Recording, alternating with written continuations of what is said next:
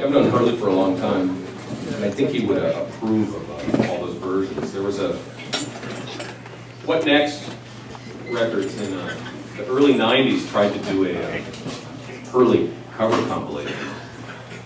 He got together like 30 things, and he sent them to Michael. One of the, I think Lauren Mazzacane did a cover of Almost Stars, and Jad Fair did a song, and stuff like that. Hurley was so offended.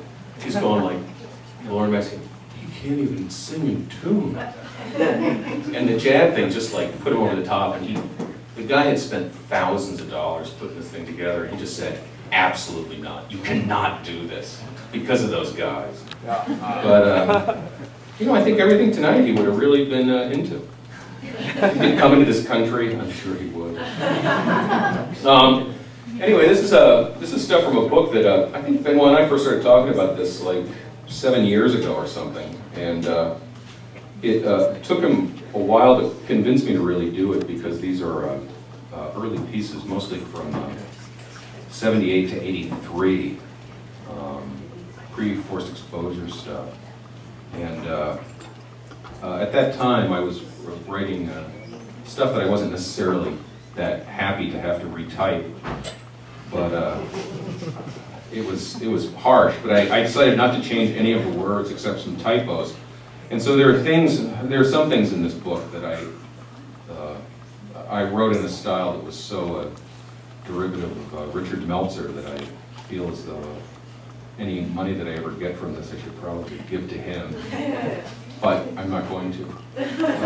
You know, but I will send him a copy.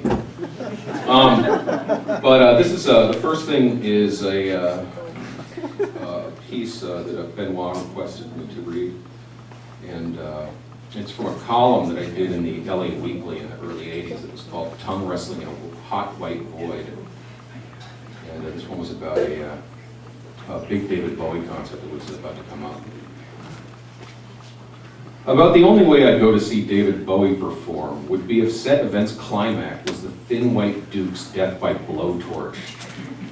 To my way of thinking, Bowie is the personification of everything that's ever been wrong with rock and roll, and it grieves me plenty that he's still as popular as he is. Not to say that it surprises me very much. Like most other overrated performers, Bowie's a very canny rip-off artist. The truly original thinkers he's chosen to stylistically pillage over the years, from Syd Barrett to Iggy Pop to Barry White to Brian Eno, have been uncontested masters of their forms, even if the forms themselves were lame. Like the Beatles, he's been sharp enough to latch on to trends before they fully reach the public's eye, thus rendering himself the perceived wearer of the coattails he's in fact riding. He's also proven to be a shrewd dude in the self-marketing department, coming out of the fictional closet as an art statement, portraying a technocrat who fell to earth right about the time that David Byrne's spawned accountant chic should have taken hold. How can so many people be gulled by a dink so bereft of emotional musculature? This guy's a hollow leg on wheels. I won't deny that he's recorded a couple of pretty good riffs over the years, most of which were written for rather than by him. But can anybody claim that his tunes have actually made them weep? Ha! Crocodile tears at best. Even when the lad's heisting from Soul Men, the popular epitome of gents who feel, he seems about as charged up as a toaster. Danny Partridge has more spunk in one fat finger than Bowie's got in his whole shriveled body, and that ought to spell W-E-A-K-O in any performer's bio. The real pisser, though, is that mendaciously wrought mediocrity is the least of his Yahoo's faults. As the Gloria Vanderbilt of the electric guitar said, Bowie's taken the idea of form over content much further than even such egocentric nimrods as Spector and Fowley. His ability to do so over an extended period of time has undoubtedly been the cause of such blights on the face of youth culture as balloon pants, tiny teeth, and the continuing belief in no-thought hair boys as the sanctified saviors of pop as we know it. Poor Brian Ferry often gets pegged as the spiritual grandpa of the electro-fop bullshit currently making the rounds, but that's a lie from the word go. Ferry may be a sharp dresser, and even a prissy one, but his songs contain many moments of genuine anguish, which, even if mannered, show that he's got as much heart as the next guy, and that's a stance Bowie's never adopted. Although this might just be a reflection of how much worse it was to break up with Jerry Hall than it is to break up with Angie. Whatever. The commoner is not an archetype that Bowie's ever cared to associate himself with too closely. In the instance of his marriage, it seemingly led us to believe that he never even noticed when his wife gave him the bum's rush.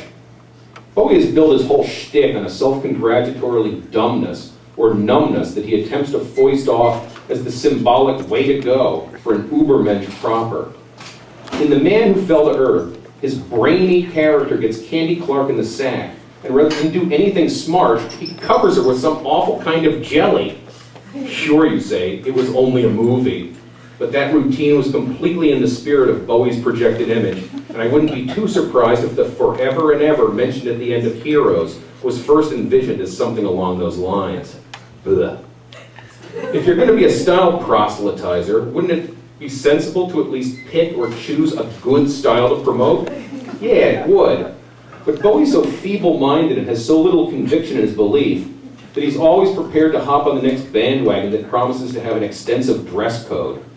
You can call that progress and exploration, if you will, but I'll call it the vacillation of a man who has no center. Davy's a swirling black hole that you've deigned to place near the center of the musical universe, and his voracious appetites already sucked much light out of the sky.